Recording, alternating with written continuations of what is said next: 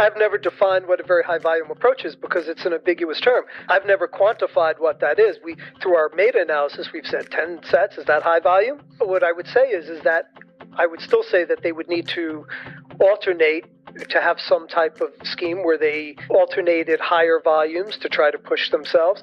But we do know that recovery is compromised in elderly subjects. Welcome to Corporate Warrior, the podcast that brings you the best advice on how to improve your health, optimize performance, and maximize productivity. With your host, Lawrence Neal. This episode is brought to you by the Resistance Exercise Conference, the science and application of strength training for health and human performance. Would you like to learn from the top strength training researchers, network and connect with other exercise professionals from all over the world, join a welcome reception on a Friday night to build relationships with other strength training professionals, experience an early morning workout from an expert trainer to kickstart your Saturday, and get inspired, rejuvenated, and focused on your strength training business? I certainly do, and that is why I am attending and interviewing all of the speakers at the event. The Resistance Exercise Conference will be held on the 9th and 10th of March 2018 in Minneapolis, Minnesota at the Commons Hotel. To get 10% off your entry fee, head on over to resistanceexerciseconference.com, click the registration button, and enter Corporate Warrior 10 in the promo code field in PayPal. I'm very excited about this and I've wanted to attend for years. Sign up now at resistanceexerciseconference.com and get 10% off with promo code Corporate Warrior 10, and I look forward to meeting you in person.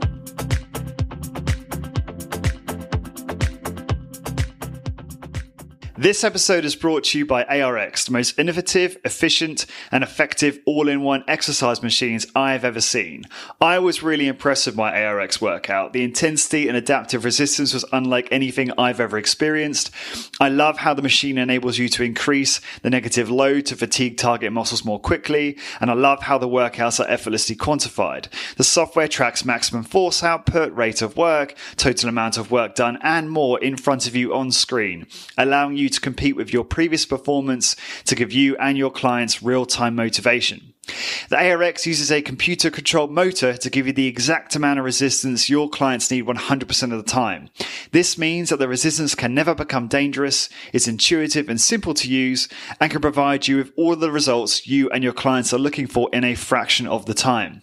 ARX is highly effective and efficient in delivering all of the benefits of exercise, including increased strength, muscle mass, cardiovascular conditioning, bone mineral density, and injury recovery. As well as being utilized by many high-intensity training trainers to deliver highly effective and efficient workouts to their clients, ARX comes highly recommended by world-class trainers and brands, including Bulletproof, Tony Robbins, and Ben Greenfield Fitness. To find out more about ARX and how you can get $1,000 off software licensing when you place an order, that's right guys, $1,000 off, please go to arxfit.com and mention Corporate Warrior in the How Did You Hear About Us field. So again, to get $1,000 off software licensing when you order, head on over to arxfit.com and enter Corporate Warrior in the How Did You Hear About Us field. Hey guys, I am Lawrence and welcome to another episode of Corporate Warrior, the number one podcast for high intensity training, how to optimize your high intensity training protocol and your HIIT business to help you achieve your health, fitness and business goals. My former guests include people like Rob Wolf, Mark Sisson, Ben Greenfield, Melinda Hughes, Dr. Doug McGuff, Dr. Jeremy Lenicky, Noah Kagan, Dr. James Fisher, and many, many more. My next guest is Dr. Brad Schoenfeld, who joins me for a round two. Brad is considered one of the world's leading experts on how to optimize muscle development and fat loss. He's a best-selling author, prolific researcher, published in practically every major fitness magazine you can possibly imagine.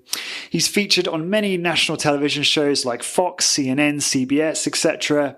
He's a huge deal in health and fitness, and the world's leading athletes and researchers often look to Brad when the discussion turns to optimizing muscle gain. I can confidently say that I strongly believe you're going to love this episode. We get into his latest thoughts on how to optimize muscle gain and what is the optimal protocol for muscle hypertrophy. We debate repetitions versus time under tension. We talk about how Brad may have changed his approach to bodybuilding, knowing what he knows now, and much, much more. For all of the show notes and links for this episode and all episodes, please go to corporatewarrior.org. Don't forget to hang around at the end of this episode for your free gift. And now I give you the one and only Dr. Brad Schoenfeld. Brad, welcome to the show. It's good to have you back on. It's my pleasure, Lawrence. So as we were kind of discussing before we got started, I read the letter you sent me titled The Dose-Response Relationship Between Resistance Training Volume and Muscle Hypertrophy. Are there really still any doubts? In that letter, you just highlighted the fact that one of the findings was that to maximize the hypertrophic response, one required a minimum of 10 sets per muscle per week, and that the next kind of venture for you in that regard was seeing if there was if more volume would produce even greater gains. I just wondered, how has your position on that changed since that was written or since that study was conducted? Is there anything that you have to add to that at this point? Yeah, so a couple of things. First of all, no, as of now, that certainly is my prevailing opinion based on the evidence. I'd say a couple of things. Number one, when we talk about a minimum dose to maximize response of 10 sets, that's a mean dose. So when we're pooling the studies, that looks at basically a pooled average of all the subjects and all the studies. That doesn't mean that when you look at studies, you have to consider individual variation, that some people respond better or worse, and that kind of gives you a general guideline, but across the spectrum, some people would need more or less. Number two, that is when we look at at that type of number, it doesn't reflect long-term training perspectives. Basically, they're the results of short-term training. We can speculate, or I could speculate, that varying dosages of volume, so going from a lower to a higher dosage over time, would ultimately be the optimal way to maximize gains, simply because we know that training at very high volumes would bring about overtraining at some point, and we know that training at very low volumes is suboptimal. So if you continue, the thing is that the human body has an amazing ability to recover and adapt to short-term stimuli. If you do a very high volume one bout, you're not going to become overtrained from one bout. How about two bouts? How about at a certain point, it's the accumulation of volume over time that's going to hasten the onset of overtraining. So the idea would be that to push your body towards a functionally overreach state would be optimal, and then bring it back, kind of like walking towards the edge of a cliff and then pulling it back. So kind of serializing dosages over time. This is where a periodized type of concept would come in. How that plays out, there could be many, many ways, whether it's done weekly, monthly, every several weeks, and it would be different for each person, and the exact amount would be different for each person as well. Like I said, looking at 10 sets what we know, that is consistent with what we know through the pooling of data. And as you mentioned, just to kind of finish this up, there is we were not able to look at enough studies that had higher volumes of training to see whether that would go up after the 10 sets on a normalized, on a mean basis. Do you hypothesize that a greater volume, periodized, as you say, may produce better results? I do. I hypothesize that for short periods of time, pushing your body with higher volumes, and I say that not only just based on theory, but based on anecdotal evidence that I've utilized in personal training clients and consulting with individuals, that as I said, the body has this really remarkable ability to adapt when pushed. And the reason about the body adapts, it's a survival mechanism. So it at least logically goes to the point that pushing your body for short periods would cause the body to adapt before it becomes overtrained. So yeah, and part of the problem when when you say, yeah, you can push me and say, well, where's your research? No, there's no research to that.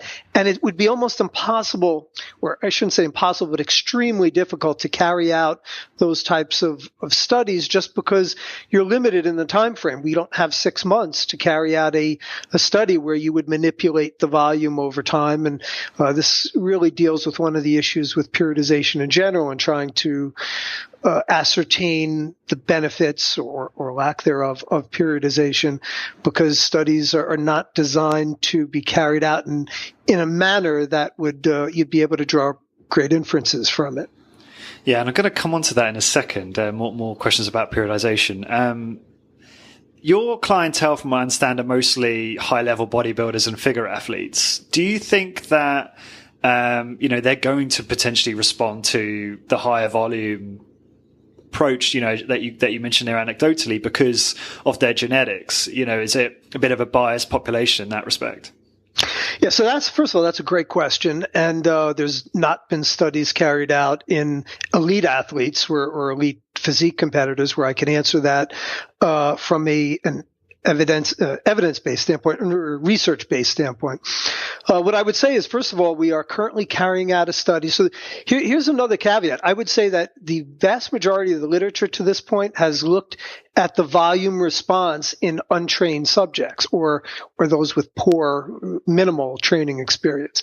We're currently carrying out a study that is looking at the dose response between 1 versus 3 versus 5 sets per session, 3 days a week, and it's going to come out to, depending on the muscle group, anywhere between 6 to 9 sets for the low volume. Then it goes up to 18 to 21 for the moderate volume and 35 for the per muscle per week for the highest volume. And this is in well-trained, when we say well-trained, those with 1 year minimum resistance training experience and minimum 3 days a week. We're just in the early stages. We're getting the first group of subjects completed this semester. We'll finish it up next semester. So we should have about 25 subjects done by the end of this month or shortly thereafter. And then next semester, another 20 subjects or so will be entered in. And what I'd say is that I'm still open to the idea. I know some have postulated that when you become more well-trained, it basically doesn't matter. I don't think that's the case. I again hypothesize that you'd actually need more volume to push yourself, because I think that it's just, again, an overload response. You're not going to overload the body with a low volume approach would be my hypothesis. But I've been wrong before. My batting average on hypotheses has been very poor, or my batting average probably is around 500, which is great in baseball, but poor in research. And I was wrong on light load training. I had hypothesized that wouldn't produce response in well-trained individuals. My study proved me wrong. I was wrong about rest intervals, that short rest intervals would have a better response. So multiple things I've changed my opinion on, and I'm open towards that. Well, the data will show. So many questions come up for me. It's like trying to remember them all. Yeah, you made a good point there about, we had a bit of discourse on Facebook about, I said to you, or to the community in general, does it really matter? Is there do we not get to a point after a couple of years of resistance training or longer where we all kind of end up at the same destination, and you didn't really feel that had much, or there was no evidence to support that? Can you tell me what you think about that? Do you think that's complete bullshit, or do you think there might be some validity to that or not? Well, I kind of just say there's no evidence to support that. Those that say that are just speculating, like I can speculate too and say that I don't believe that's the case. But when people say there's evidence, there is zero evidence to show that is the case. It would be very hard to prove something like that, because how do you, number one, how do you know when someone is at their ceiling? And here's another thing that I would say. I do not believe there is a genetic ceiling. I do not believe anyone actually reaches a genetic ceiling. I mean, there's a hypothetical genetic ceiling, but basically I think the better term is that the ceiling will slow down gains. But how would you know that a different approach wouldn't necessarily produce a greater response? So could it be we can do one study and showed that, well, this volume against this volume didn't produce a greater response? Well, how do you know that more volume, that you wouldn't have needed a greater volume at that point? So we can go on and on with that.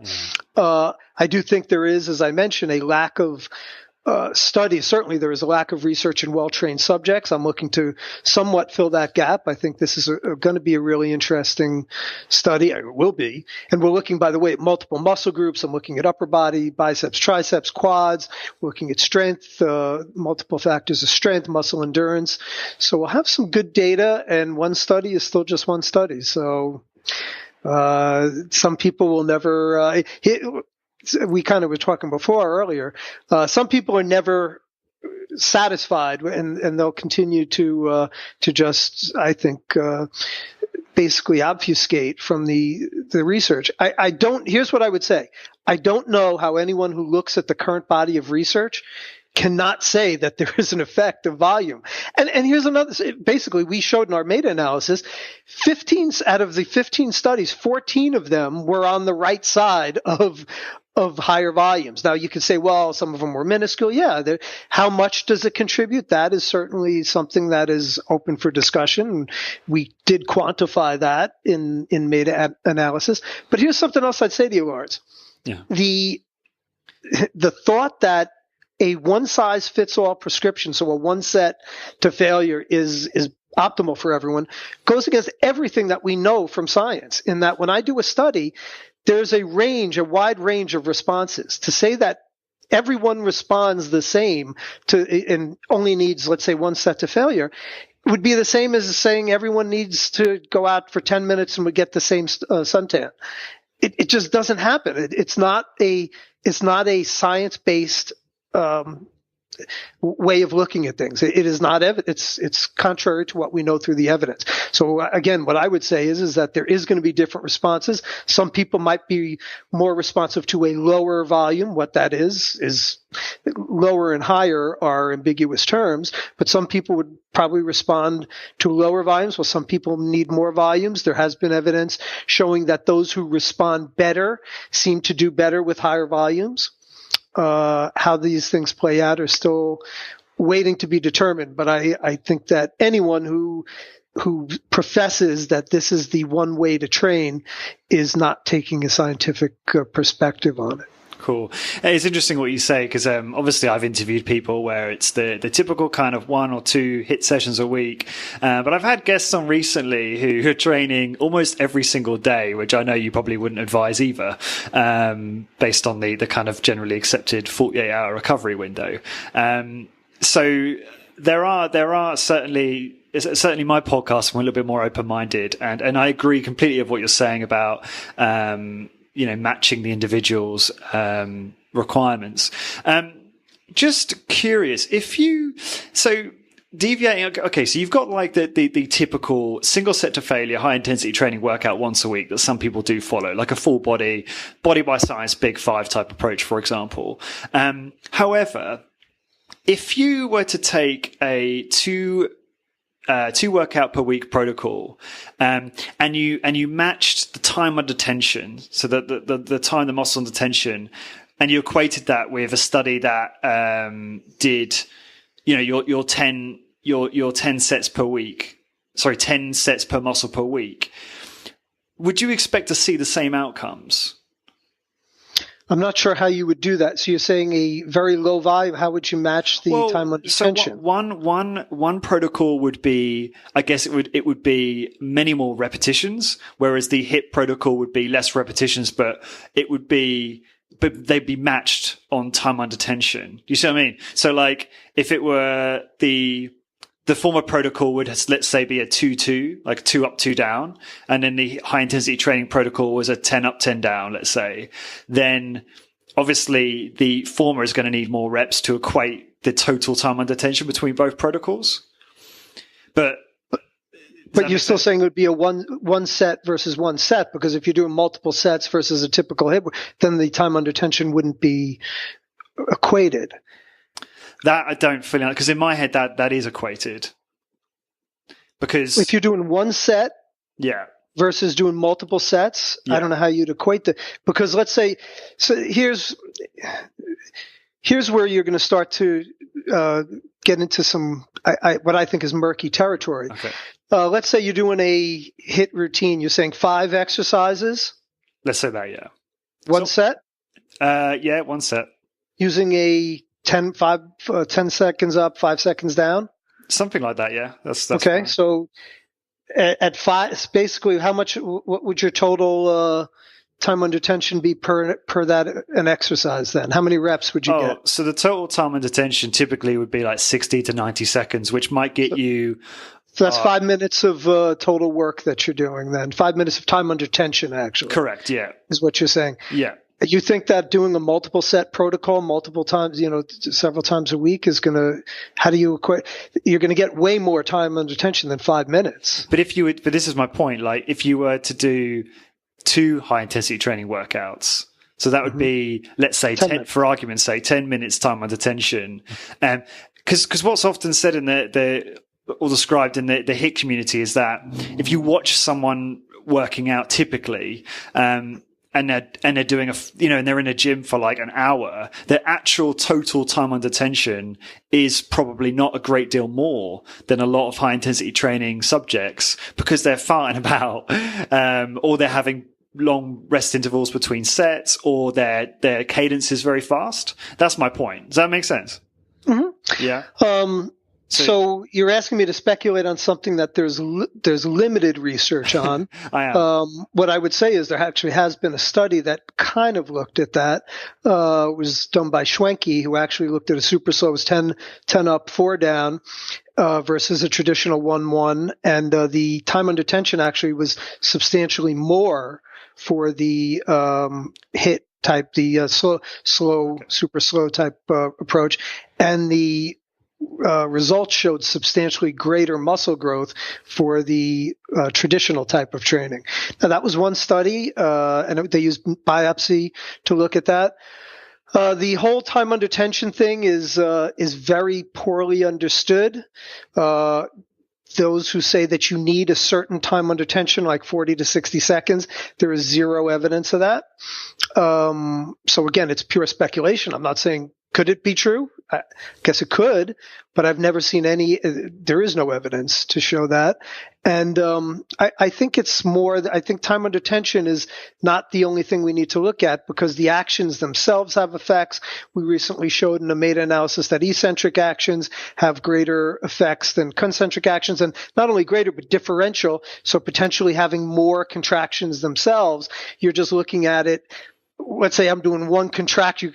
Let's break it down to kind of an absurdum, where you do a 30-second up, 30-second down. Mm-hmm. That's still time under tension, right? Right. Is that going to then equate to doing multiple?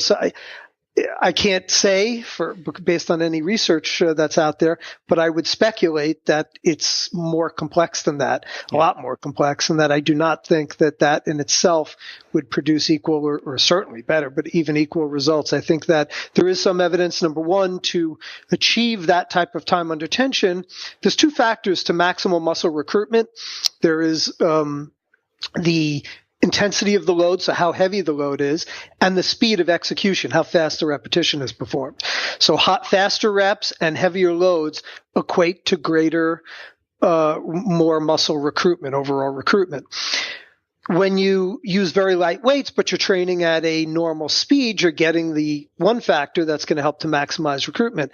When you're doing a super slow type rep like that, so slowing it down to a 10 by 5, let's say, for 60 seconds, the amount of load that you're going to have is much, much less. And you're doing it at a very slow pace, which, at least based on the evidence that we have now, would not optimize the fiber recruitment. So that in itself, too, would give me reason to think that it would not be as ideal. Okay, so you feel like, because I thought it was primarily the volume that was your concern with regard to it being suboptimal, but actually there's these other variables which kind of come together to really make it an inferior protocol or approach in your opinion. There's always an interaction between variables, and of course the tempo would be one of those interactions, but volume is not necessarily specific to time under tension. It is what we know now, it's specific to the sets. How time under tension relates to that, and I do think there is validity there, but how that actually relates is difficult for me to say. And I'll give you this. Mm-hmm. What we've shown through my lab is that doing a very heavy load, so doing a 3 rep, 3 RM, to failure versus a 10 RM to failure, when the sets are equated, so that would be the set volume, you get greater responses with the moderate repetitions. So the moderate reps, like it was a 30-second set versus a 9-second set. When we then equated the volume load, which ultimately kind of equated the time under tension, now whether it's the volume load or time under tension, hard to say, then those differences disappeared where the hypertrophy was equated or equalized between the volume. So that would say, at least from the lower to the moderate loading on, let's say, the left part of the strength endurance continuum. So from your very heavy weights to your moderate reps, it potentially says that time under tension would be more of a factor there, but not the time under tension that here's the thing that you have to appreciate. That would not be necessarily the time that you are under tension during the set itself. It's the cumulative, if you, like we talked about before, adding up, let's say 9 seconds times 7 versus 3 times 10. Mm-hmm. If you understand where I'm going there. Yeah. I'm just curious, like all the studies I see, reps are what are being measured, and it doesn't. To me, it would seem like common sense would tell me that time under tension is a very, very important variable. Time within which a muscle is obviously under tension, be it concentric, isometric, eccentric. Why aren't we using that as as at least one of the main variables when doing studies in resistance training? Why hasn't time under tension been studied well? Yeah, exactly. Is that what you're asking? Like, why does reps the default when reps can vary? Reps, correct me if I'm wrong, but reps can be completely arbitrary if the cadence differs between studies. To a degree, I would say that's true, but I think, again, that starts to get into a little playing with semantics. So would 2 seconds down versus 3 seconds down make a huge difference in terms of the response? On the eccentric, I don't think that necessarily can be said. Certainly the literature doesn't show that to be the case. We did a meta-analysis. Now I'd say that the meta-analysis that we did on tempo needs a lot more studies to really give us greater insights there. But anything between 1 to 3 seconds, concentric and eccentric, did not seem to influence the hypertrophic response. So will that have somewhat effects on the amount of load that can be used? Yeah, there's always going to be an interaction, and how to deal with that is difficult. When you try to alter someone's natural cadence, so when we do a study, we try to tell them, okay, you can do 1 second up, 2 seconds down. That's generally our default. Okay. I'll get to that. I have something else to add to this, but we could use a metronome, but that tends to screw up people's ability to lift properly. People like to have a certain rhythm, and when they have to try to balance the cadence of their reps to a metronome, it starts to throw off. I've tried to do this before. It starts to throw off their ability to do it properly. And even more so when you start getting, so that it can be okay for the first several repetitions. When you start approaching failure, you naturally will slow down, and basically the metronome becomes irrelevant, because when you're going towards that second to last rep, first to last rep, so right towards failure, you're really slowing down that rep to try to get the weight up. You can't go at a normal, what you'd consider a normal cadence. So that to me is an issue. And here's the other thing I would say, and I'll give you a scoop here.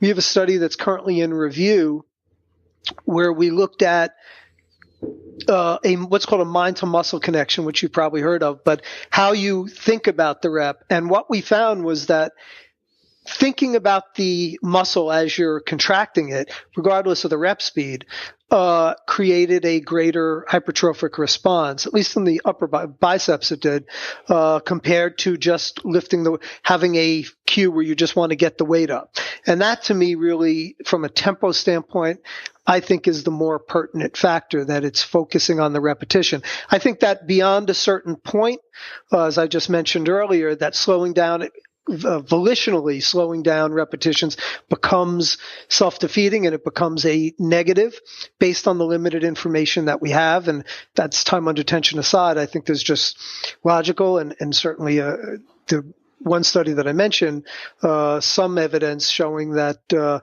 when you slow down a rep beyond, let's say, 3 seconds, maybe it's a little more volitionally, that it would have a negative effect on hypertrophy. But regardless of that, I think the more important factor, rather than worrying about your tempo, is to focus on the mind muscle. Yeah, I heard you talk about that on one of your podcasts recently. I can't remember the chap's name. It's the famous IFBB professional bodybuilder. Yeah, it was, I think, Ben Pekulski's. That's right. Yeah. I really enjoyed that. And when you say there was an improvement in hypertrophy, I mean, what's the improvement? What kind of improvement are we talking about when one does focus really on the muscle rather than the movement? In the biceps, it was double. We got double the hypertrophy. So it was, if I remember correctly, it was right around 6% versus 12% increases in muscle growth. Whereas the interesting thing, we did not find any differences in the quads. Now, these were untrained subjects, and our hypothesis is, or we speculate, and this was also based upon some of the feedback we got in exit interviews with the subjects, was that the issue with the legs was that they were not able to visualize their quads properly, that it's much easier. People have a much greater affinity for getting a mind muscle with their biceps than they do the quadriceps. And that would also indicate that perhaps in more well-trained subjects, you'd be able to induce greater growth because they would generally necessarily have a greater mind-muscle connection with their lower extremities. Right. And this is one of the questions that you suggested, actually, which you may have covered to some extent already. What new insights into hypertrophy do you have from research that is yet to be published or that is unpublished? Yeah, so there's actually a lot, but the one that I'd certainly like to bring up, some of them were in the process of getting our data together to really, without really looking into that data. I've gotten some preliminary, but don't want to comment on some of them. But the one that I'd say that I can comment on quite conclusively is we now have, there's 3 studies that my group has recently undertaking that are in review now that has looked at the frequency of training at multiple different frequencies, 1 versus 2, 2 versus 3, 1 versus 5. And what we really can start to see from the literature is that 2 sessions a week seem to be better than 1, but there does not seem to be any benefit on a volume equated basis between doing more than 2 sessions per week per muscle group. That doesn't mean just doing 2 sessions per week, because then it has to do with how you structure your volume. And assuming that you do buy into, which some of your listeners might not, that volume is a driver, trying to cram in the necessary volume that we've used in our studies into a couple of days would not really be sufficient, that you need, because your sessions would last 2.5, 3 hours to get in the requisite volume per muscle group. So really that would involve spreading it out, probably a minimum 3 days and perhaps more 4 days to be able to effectively get that volume in without overdoing it with the length of the session. What do you expect to find as a result? What would you expect the outcome to be of some of this study in particular? Which study? Or the frequency. Well, there were 3 studies. There were 3. Oh, sorry, apologies. That was 3 different studies. So one looked at 1 versus 2, another looked at 2 versus 3, another looked at 1 versus 5. And I'd also say that even the one session, one session per muscle per week, had a very close to, certainly between 1 and 2 was quite similar, and it wasn't even much between 1 and 5. So you do get a bump in hypertrophy, but it's not certainly not of the magnitude that some people have professed. There's I know a push to do very high frequency sessions where if you're basically spreading out limited volume over more sessions, that doesn't seem to be effective in generating additional muscle growth. How has that shaped your recommendations to your clients or to people in general in terms of how they design their own training program? Well, it really hasn't much, because that's actually one where my batting average was pretty good. I didn't anticipate. I felt that I know there was speculation because of the time course of muscle protein synthesis. That's why some have speculated they basically looked at the acute synthetic response to a bout of resistance training and shows that it peaks after 36 hours or so in resistance trained individuals. It's a little longer in untrained subjects. And they said, well, you can maximize your area under the curve by doing multiple sessions and thus keep muscle protein synthesis elevated. But there's more than just looking at, when you're just looking at one outcome variable, it can give you skewed, it's generally not the right way to go about it because there's other factors. There's the effect on the joints themselves. There's a systemic effect of training.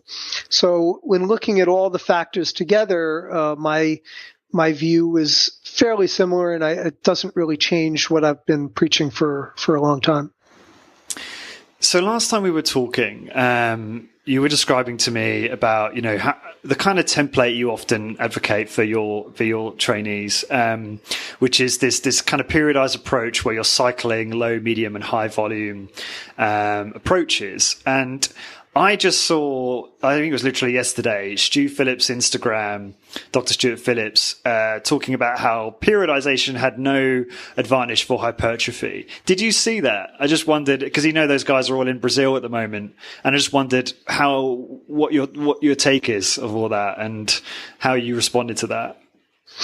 I didn't see it. I totally respect Stu Phillips. He's one of the really good researchers in the field.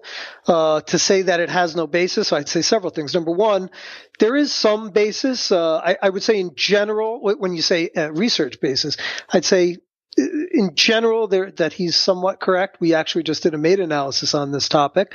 But there is some evidence that depends on the study you're looking at where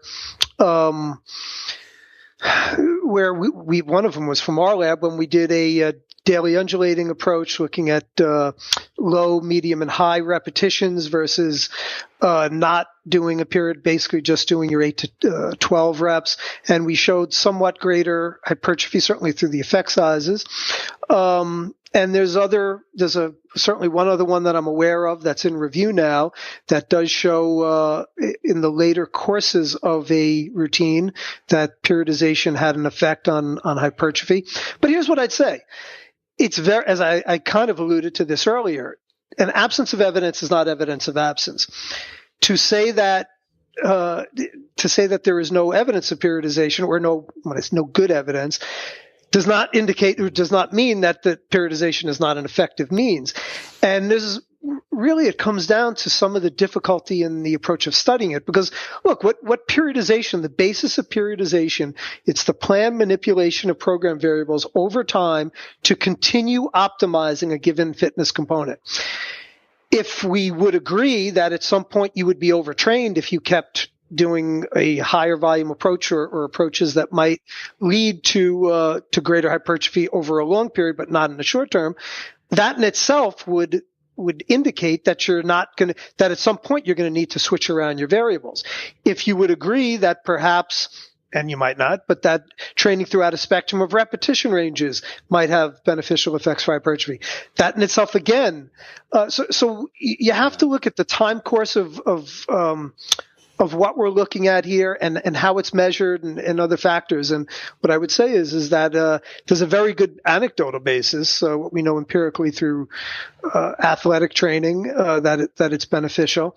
And I can't see how you would go through a program and just continue doing and think that doing the same program over and over again over a course of months and years would promote the same response as manipulating variables over time and trying to manage things like we talked about with volume, frequency, where I think frequency, one thing when you ask me about frequency, I've been utilizing it to bring about greater volumes. And that way we know that training with higher frequencies as well can be detrimental. So you're not going to see a lot unless you're going to be able to carry out a very long study. It's going to be very difficult to see these differences in a research protocol. An 8-week study, you're not going to show it. And I'll also give you this too.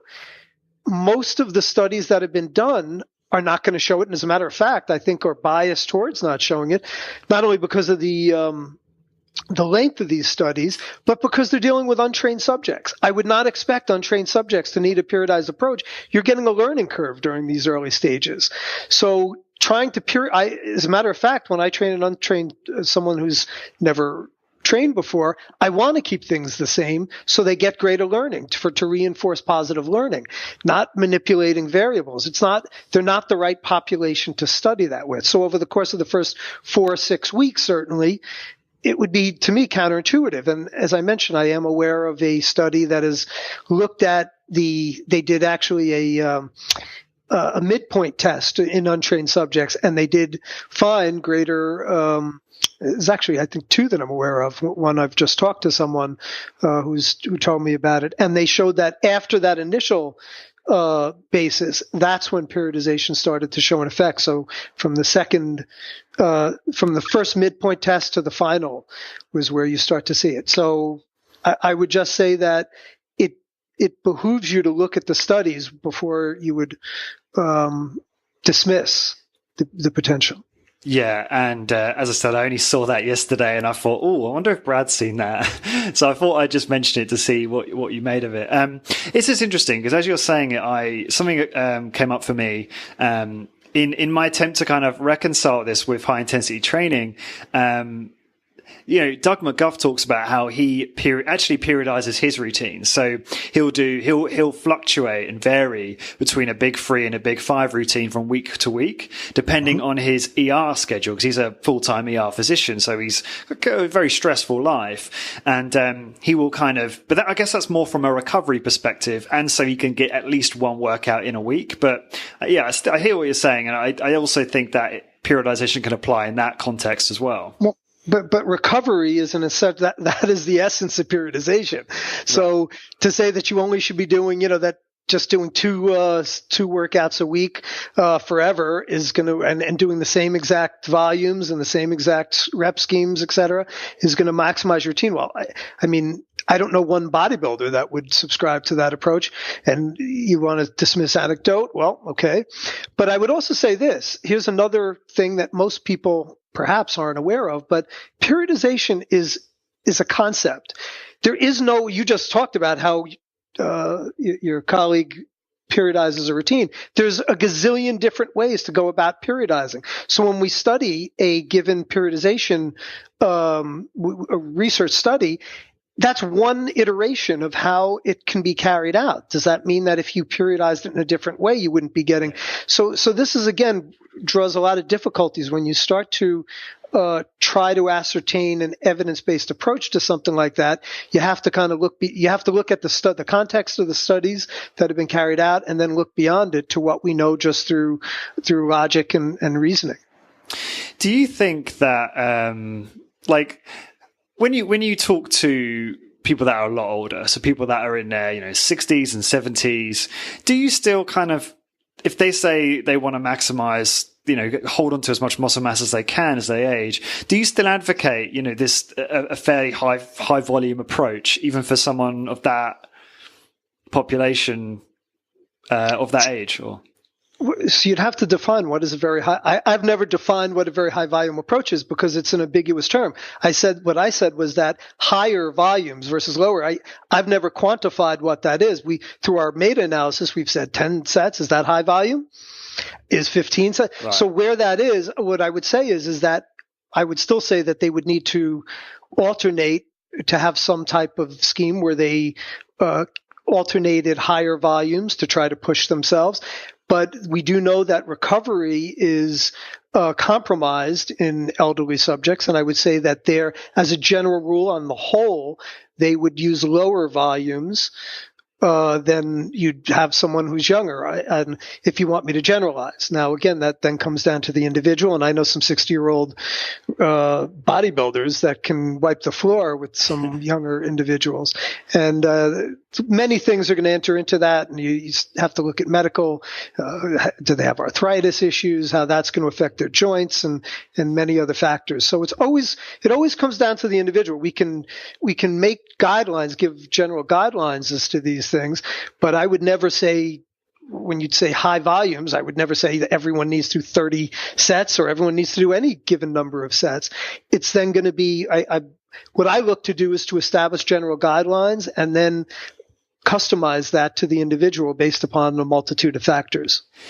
Just on the general guidelines thing, I love that heuristic you put out recently about fat loss. Hence why I shared it. And I think everyone shared it. I think I got like 650 shares or something, which is just insane. And I asked you, what would the heuristic look like for optimizing gains? And you kind of joked and said, you probably wouldn't like how that would look, Lawrence. But I'm just curious, like, are you thinking about putting out some more heuristics like that, which might address things like optimizing muscle gain? Because I just love that kind of, I think most people really like looking at it in that kind of format, you know? Yeah, I mean, I do. Usually I base it on meta-analyses and studies that we do. So I have put out some of those. But again, they're always, as you just pointed out, always in the context of generalizations that need to be customized to the individual, because everyone wants that cookie cutter formula. So I could see why HIIT would be popular, because just like low carb being popular, because it gives someone a structured, hey, just cut out your carbs and you will have the body of a Greek god or a Greek goddess. And HIIT, this is just a very simple, it breaks it down very simply and doesn't throw curves into the equation, but the body is extremely complex, and we don't all subscribe to the same cookie, or cookie cutter. I would say, Brad, though, there are a number of people in here that are, that they do appreciate that I've been watching some presentations recently with people talking about varying frequency, volume, and intensity to optimize for an individual's response. So not everyone is dogmatic. And look, too, here's something I want to point out and just make clear. I'm not I've gotten, I guess, by some of your followers and perhaps yourself, it's not that I'm anti-HIIT. I think HIIT is a fine alternative for those who are time pressed, and I think you can make a lot of gains on it.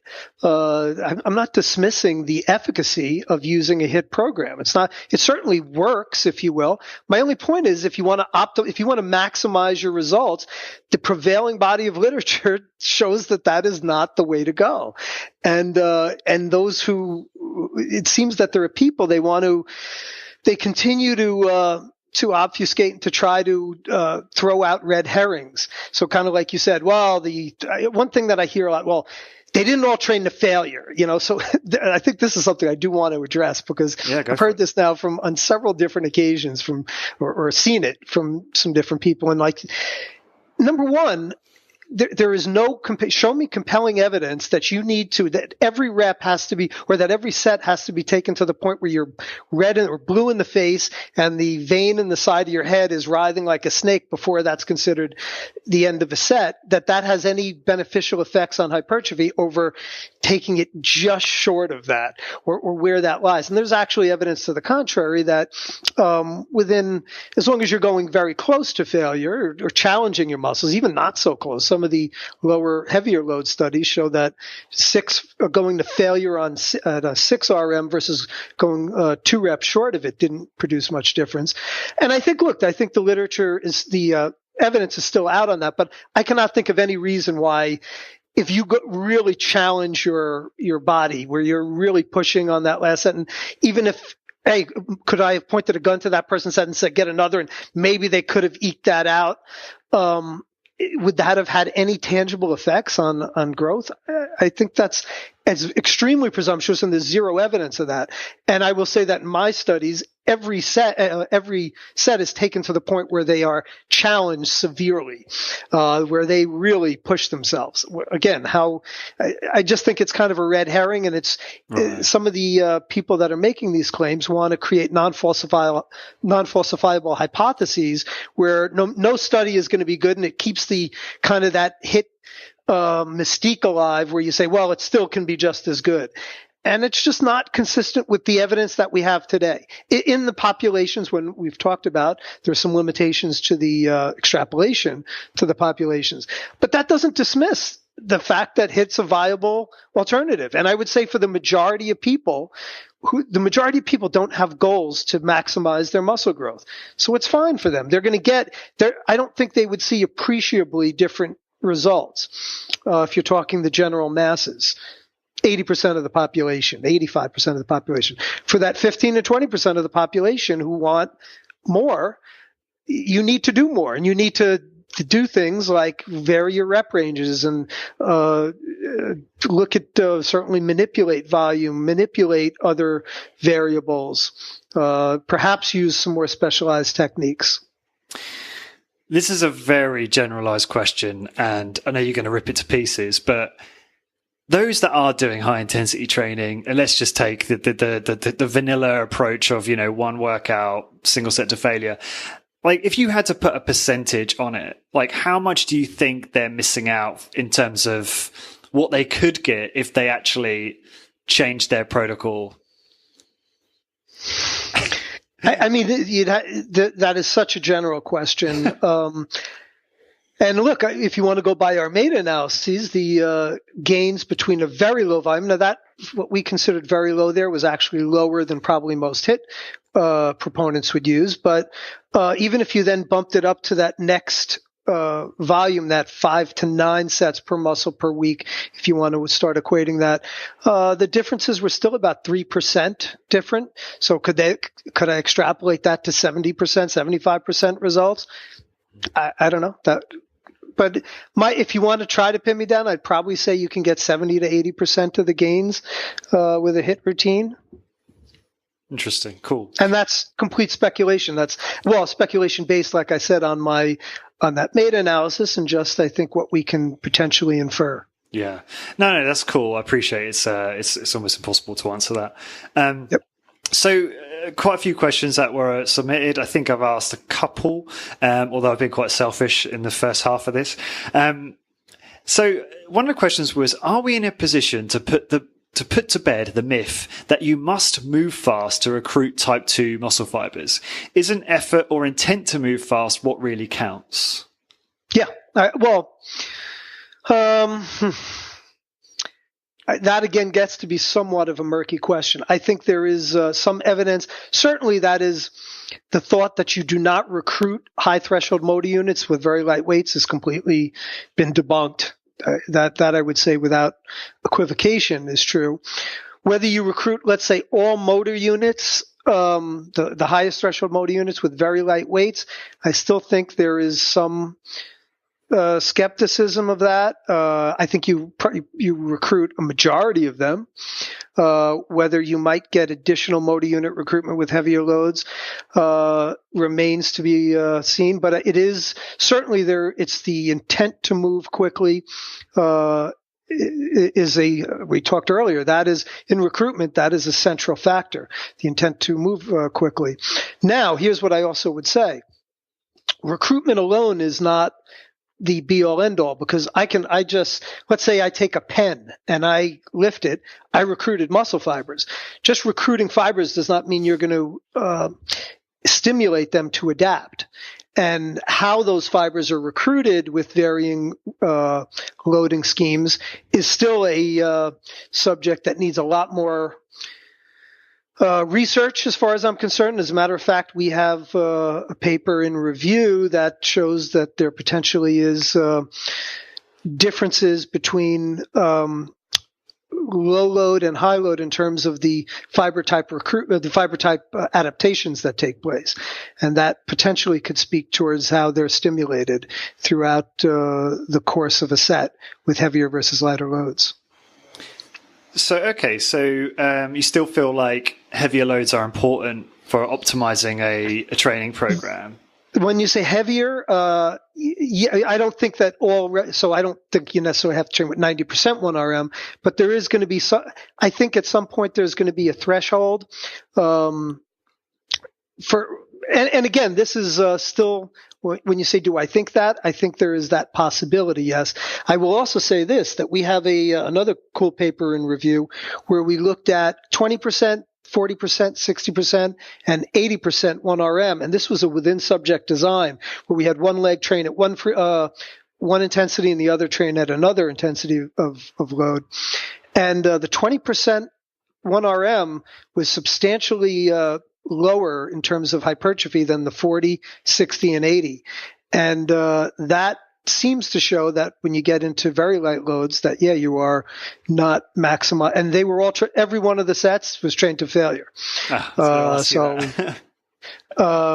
How that plays out, again, this is one study, but that does seem to suggest that it is probably, there's probably more to it than just the effort. So talking about, I guess, your clientele a little bit here, do you or your clients get a better response when varying volume and intensity by actual muscle group, such as more sets and reps for legs than delts, for example? Difficult question to answer because that's anecdotal. And here's what I would say is that based on this is now opinion based because there's no studies that would say that, but that is more specific to lagging muscle groups. They're not a given muscle group itself, but that in my experience, lagging muscle groups seem to respond better to training them, prioritizing them, training them earlier in a session, and increasing volume for those muscle groups, that there seems to be that response. And that is somewhat supported through at least the strength literature, which has looked at the higher responders to lower versus higher volumes that seem to do better with the higher volumes. I would also say that as a general rule, they need to do less direct work for the biceps and triceps because they are included in your compound movements for your chest and your shoulders and your back. So I generally reduce volume there and do not feel that adding on additional isolated moves or single joint movements is warranted, or doing a lot of sets. I think there is the potential for benefit for adding on some single joint movements. That's a topic for different discussion, but I don't think you need to do a lot in that realm. Cool. Some other questions here, some of which have been submitted and some on my own. Just curious, have you had high intensity training advocates transition to in the pursuit of getting more muscular development? Have you had people from that place transition to your methods and get better results, even if just anecdotal? Yeah, I mean, I've had a lot of people now. In my own, I'm trying to think back. So it's been quite a while now since I can still consult with people, but since I've done actual personal training, my personal training clients, I don't recall how many had used HIIT. I'm sure some had experimented, but I've certainly gotten a lot of emails from people. I think I've got a few after your show, actually, who told me that they had done HIIT and then used my book and had taken their gains to another level. You know what? I would kind of, but I'm kind of dismissive of that because you can get, I'm sure you'll get people that say they did Ellington Darden's book after doing a high volume and saw better results. So how people go about it, when it's not in a controlled situation like that, I don't necessarily take that as evidence of much. I respect that. There's that placebo effect is in play, isn't it? Very much and stuff like that when someone takes on a new program or something. Yep. Yeah. And what was their method of measurements? I mean, they're looking at themselves in the mirror each day. So I'm a more of an evidence-based guy. Either when I don't have clear evidence, as we talked about through research. When I've been personal training, when I was personal training, and even in my consulting, I have people do real measurements that we can tangibly look at and then at least have some basis for extrapolation. So when I was working with individuals, we would do skin folds and circumference measurements. We can extrapolate that to cross-sectional area. And I do similarly with people that I work with. We do, based upon their availability of getting certain things, some type of direct measurement methods that at least give us more of a objective way of determining results. So earlier on, we were talking about genetic ceiling, which is really, I find a really fascinating topic of discussion because you mentioned how it's really hard to know, where your genetic ceiling is and whether one has actually obtained that. How should we be thinking about that? If that is our goal, to reach our genetic ceiling in terms of muscular development, like how does one go about obtaining that or knowing when they might be at their ceiling? Well, as I mentioned, I don't buy into I think there is a hypothetical ceiling, but I think it's just that you get closer towards reaching a certain potential. I think that we will never, no one ever reaches their genetic potential, and we will never be able, like those who point to research, I think are just completely missing the boat, because number one, here's something to appreciate too. As you start getting closer and closer towards that ceiling, the rate of growth goes down exponentially. So you're going to, let's say as a very well-trained individual, myself, if I can make, let's say, gain 2 pounds of muscle in a year, I'd be doing really well. 2, maybe 3, if I'd really be doing good. But let's say 2 pounds in a year. That's 1 pound every 6 months. That's a half pound every 3 months. And that's dispersed over the whole body. Now think about a study. Even if you're going to do a 12-week training study, a half pound of muscle dispersed over your entire body would be probably, you would not be able to determine, it would be beyond the meaningful difference in terms of any measurement tools that we currently have. And certainly if you're looking like MRI changes, you're just not going to be able to get any type of significance in the type of subjects we're doing. So you'd never be able to determine that. And number two, it's with a canned program. So as you start getting higher and higher, becomes more and more the importance of individualizing that routine based upon what that person knows about their own growth and what they've done before, and providing novel stimuli, not just taking people into a canned program, which you'd have to do in a research-based setting, and doing the same thing to try to get standardization. So again, this is how people can play around with research and in the guise of being evidence-based, say, we reached our genetic ceiling, we're done, you can't get any additional growth. And it is the improper way. It is really an unscientific way of using research. You're using science in a manner that really is unscientific. Yeah, because you're trying to use it in a way that it's not meant to show an outcome, a viable outcome. Yeah, the older portion of my audience are really getting frustrated right now because they're tired of hearing me asking questions about optimization, especially if it's just £1 or £2 a year, which a lot of them probably don't care about all that much. But Ben, hold on, let me just address that. I don't want to interrupt, but I think this is important. That's fine. So when I talk about these, you have to then, my discussion is in the context of those that want to keep gaining their genetic potential or maximizing their genetic potential. I'll also say this: to maintain muscle requires much lower volumes. I will say unequivocally that if you're happy and you can maintain your muscle with doing very low volumes of training.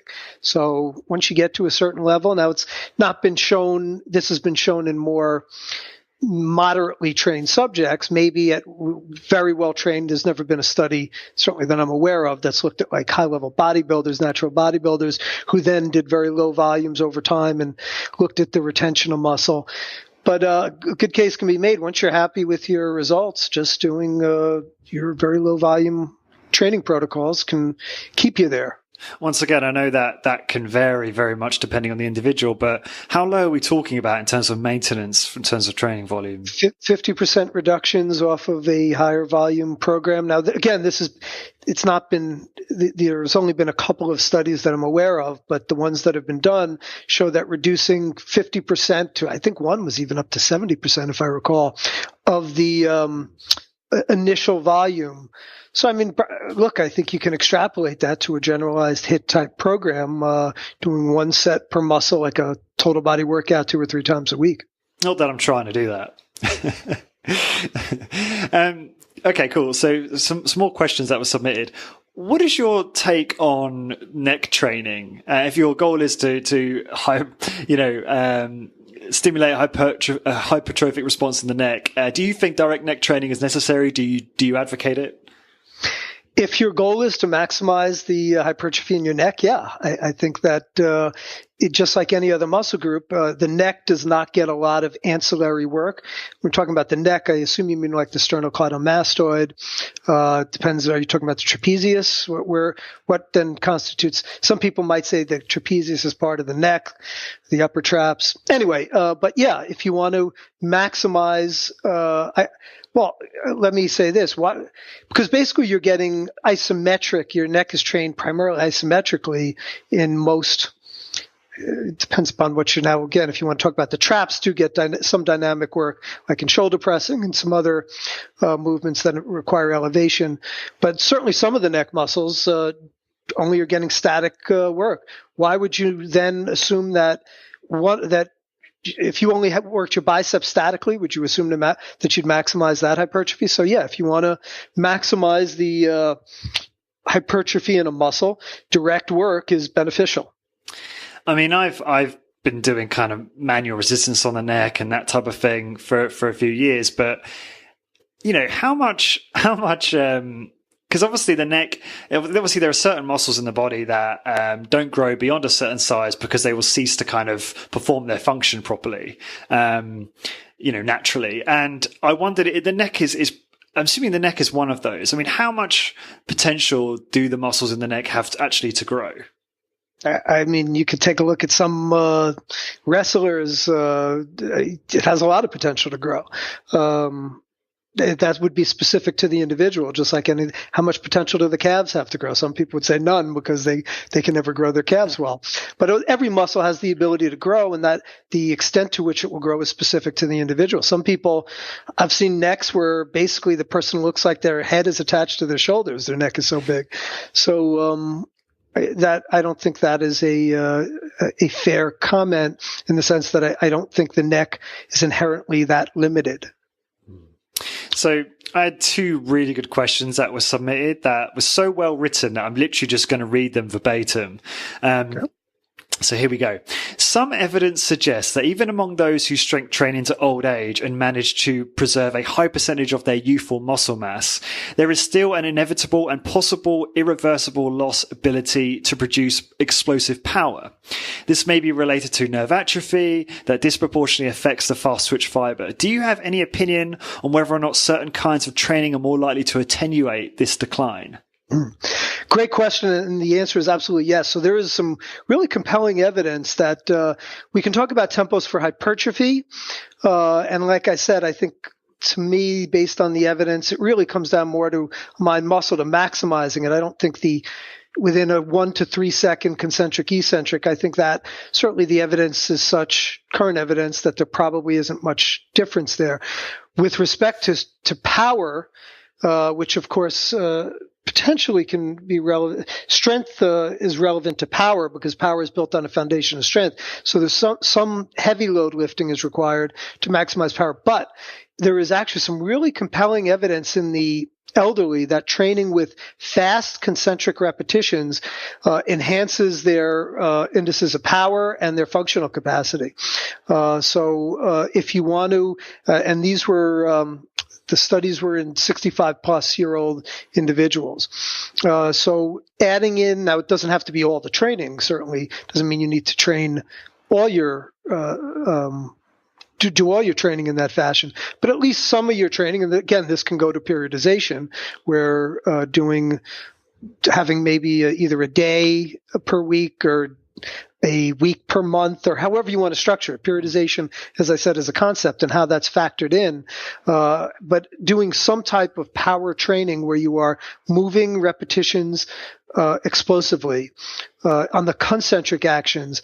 And they looked at, again, I think one of them was like explosive versus 2 seconds. So it wasn't even that the other one was very slow. It was kind of more moderately slow. And just doing an explosive lighter load wasn't even an intent to make the lift explosive. It was actually moving it quickly. And another thing I would say to that, if you say, oh my God, elderly people lifting quickly, there was no evidence that it had any negative effects on injury. So that's another myth that has been perpetrated in I think somewhat in the HIIT community, certainly in the super slow community, that faster lifting is inherently dangerous. That is not supported by the literature. fast lifting is inherently dangerous or has greater dangers in, let's say, the Olympic lifts, simply because they're very complex actions that require, basically you're putting soft tissues under stress in ways that the body might not be designed to handle them, and especially in the early stages of learning. But in your more basic types of movements, I've seen no evidence to support that. And to me, it more comes down to, with the caveat that it's assuming you carry out exercises with proper biomechanics. So if you're using proper form, now you have to be careful somewhat at the top portion of the movement that you're overextending. I think there can be a tendency when you're lifting quickly to overextend or try to ultimately hyperextend during some extension lifts. That can potentially be an issue. I certainly think that carrying out exercises in a fast manner, and again, that even is explosive, using basic types of movements with proper form has not shown to be inherently dangerous. And certainly, and that goes for the power, certainly doing it with let's say a 1 second up, where you have a mind-muscle connection, you're focusing on the lift, would not show any. I challenge anyone to provide good evidence to the contrary there. Yeah, and then there's sort of important caveats to lay out there. So another really good question by the same Jen. He says, Dr. McGuff talks a lot about strength training and its impact on myokine signaling. So I'm not sure if this is going outside of your expertise. No, Brad, so, it's right in my area of expertise. Great. It does seem that myokines are the biochemical signals which trigger adaptations to strength training. What is known about the relationship between the volume or intensity of exercise and the amount of myokine signaling that results? Yeah, so we actually covered that in our meta-analysis, and there is evidence that myokine signaling is anabolic. There's different myokines, but that anabolic myokine signaling is enhanced with higher volumes. There's been a couple of studies that have shown that. Now, it's not very well researched, but the research that we have does show that, and there's evidence, as a matter of fact, one from Stu Phillips' lab, showing that 3 sets had greater muscle protein synthesis than 1 set. So there is some good evidence, limited but good evidence, that both the myokine signaling and muscle protein synthesis is volume dependent. Cool. Yeah, no, I should know that. That's something that you obviously know a fair amount about, since I have reviewed your book, which you talk about it a bit in there. Brad, you're a really busy guy. Do you not find high intensity training to be somewhat appealing for you? Well, so what I'll say is that my training is more, I wouldn't call it HIIT, but it is a lower volume than I'd been doing, simply because of that fact. I'm not bodybuilding anymore. I don't have the time to devote as much as I'd like. My sessions are dictated a lot based upon obligations that I have.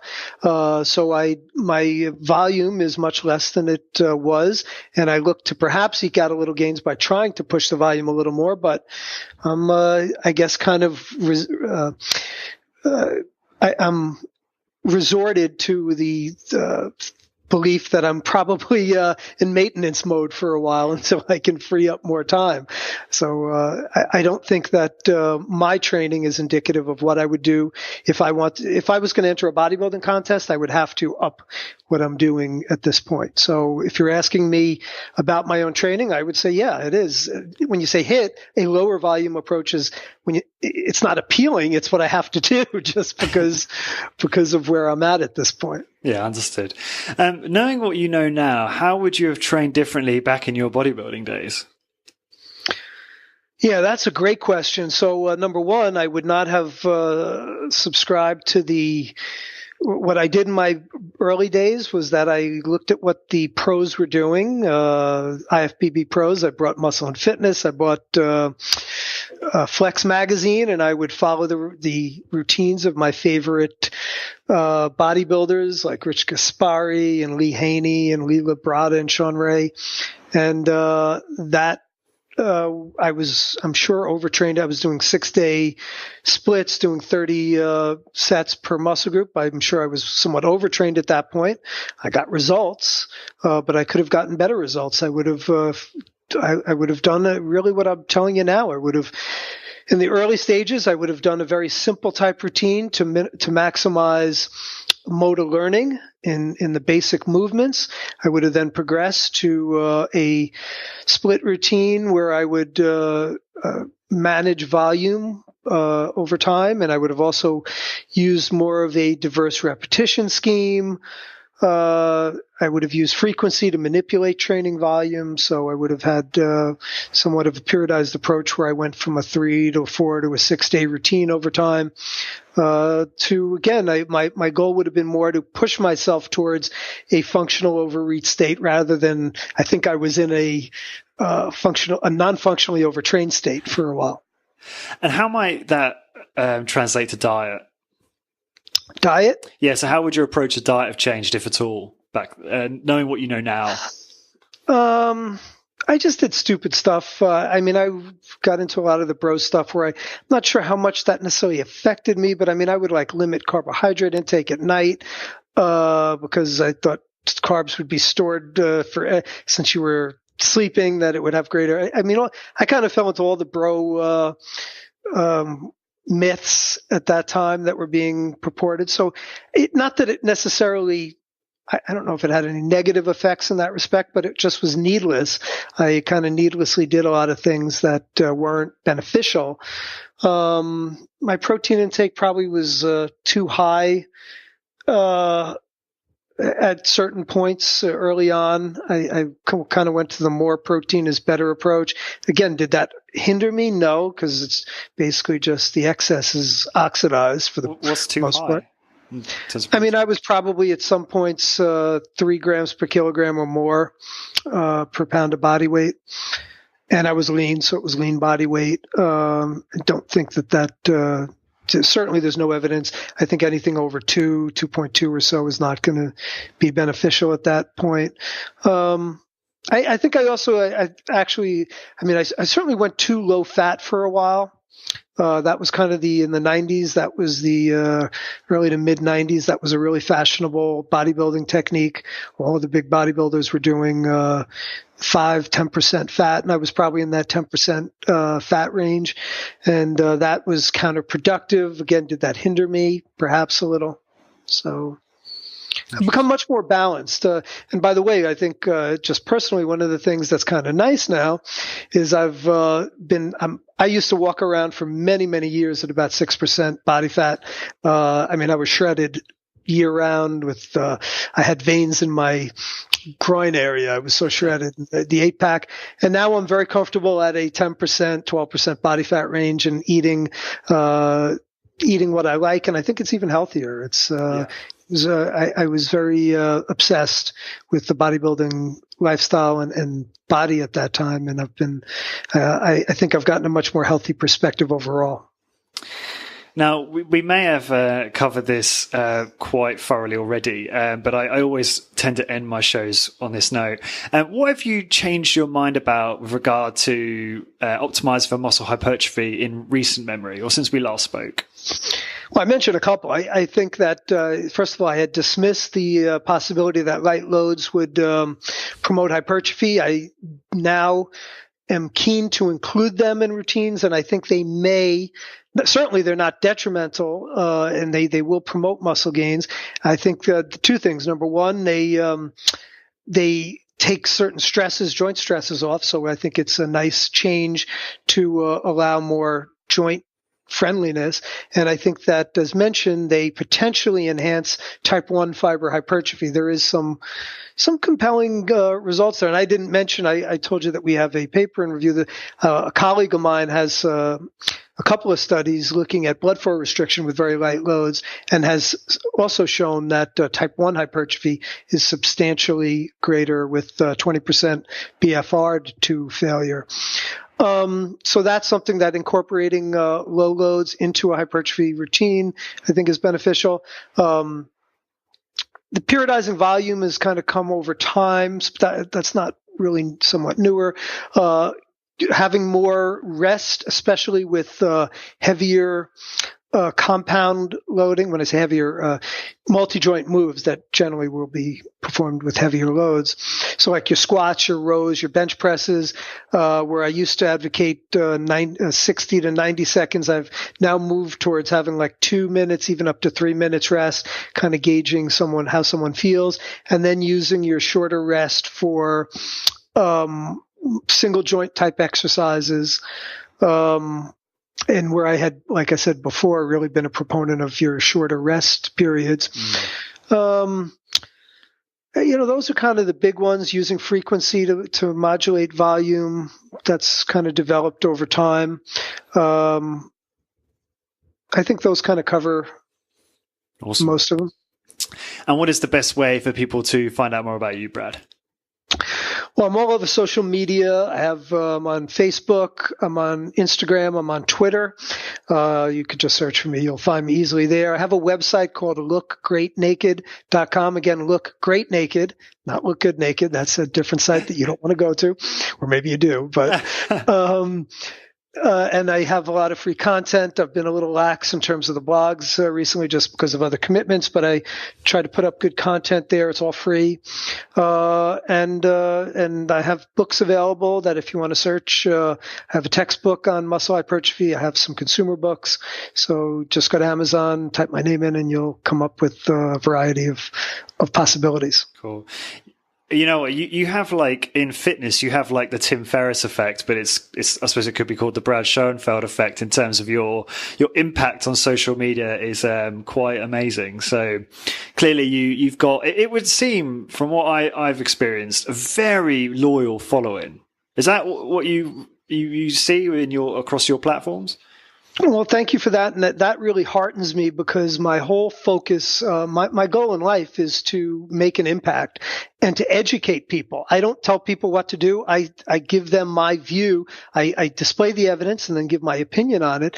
But hopefully what I do is to teach people how to think for themselves, not to fall into the authority effect where you just defer to what some people say. And look, some people use me as an authority and defer to me. And I tell people, form your own opinions. See what I say, go to the literature, and maybe you'll disagree with me. I say this to my students as well. I'm always up for a good debate, and I've changed my mind on things if you can present evidence to the such. But yeah, I think the evidence-based movement, myself and some of my colleagues, such as Brett Contreras, so these guys you should get on, Alan Aragon, James Krieger, Eric Helms, and some others.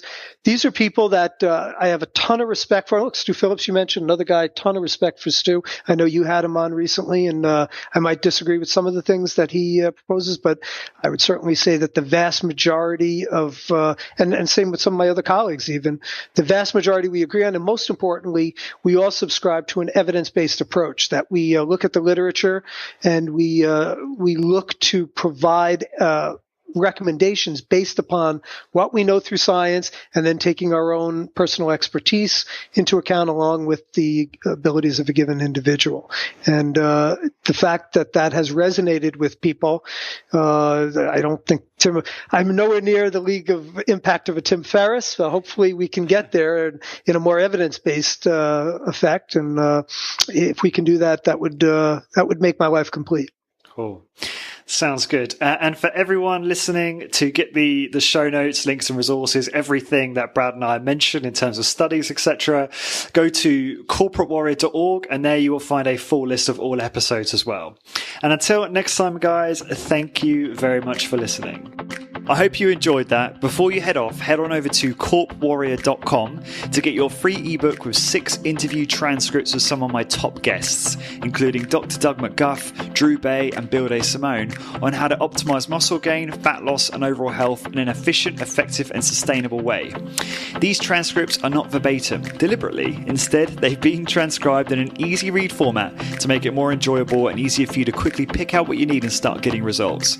To get your ebook, head on over to corpwarrior.com, that's CORP warrior.com, and enter your email address. Then check your email for an email from me with a confirmation link. Once you click the link, you will be instantly redirected to a PDF version of the transcripts. This episode is brought to you by the Resistance Exercise Conference, the science and application of strength training for health and human performance. Would you like to learn from the top strength training researchers, network and connect with other exercise professionals from all over the world, join a welcome reception on a Friday night to build relationships with other strength training professionals, experience an early morning workout from an expert trainer to kickstart your Saturday, and get inspired, rejuvenated, and focused on your strength training business? I certainly do, and that is why I am attending and interviewing all of the speakers at the event. The Resistance Exercise Conference will be held on the 9th and 10th of March 2018 in Minneapolis, Minnesota at the Commons Hotel. To get 10% off your entry fee, head on over to resistanceexerciseconference.com, click the registration button, and enter Corporate Warrior 10 in the promo code field in PayPal. I'm very excited about this and I've wanted to attend for years. Sign up now at resistanceexerciseconference.com and get 10% off with promo code Corporate Warrior 10, and I look forward to meeting you in person. This episode is brought to you by ARX, the most innovative, efficient, and effective all-in-one exercise machines I've ever seen. I was really impressed with my ARX workout. The intensity and adaptive resistance was unlike anything I've ever experienced. I love how the machine enables you to increase the negative load to fatigue target muscles more quickly, and I love how the workouts are effortlessly quantified. The software tracks maximum force output, rate of work, total amount of work done, and more in front of you on screen, allowing you to compete with your previous performance to give you and your clients real-time motivation. The ARX uses a computer-controlled motor to give you the exact amount of resistance your clients need 100% of the time. This means that the resistance can never become dangerous, is intuitive and simple to use, and can provide you with all the results you and your clients are looking for in a fraction of the time. ARX is highly effective and efficient in delivering all of the benefits of exercise, including increased strength, muscle mass, cardiovascular conditioning, bone mineral density, and injury recovery. As well as being utilized by many high-intensity training trainers to deliver highly effective and efficient workouts to their clients, ARX comes highly recommended by world-class trainers and brands, including Bulletproof, Tony Robbins, and Ben Greenfield Fitness. To find out more about ARX and how you can get $1,000 off software licensing when you place an order, that's right guys, $1,000 off, please go to arxfit.com and mention Corporate Warrior in the How Did You Hear About Us field. So again, to get $1,000 off software licensing when you order, head on over to arxfit.com and enter Corporate Warrior in the How Did You Hear About Us field.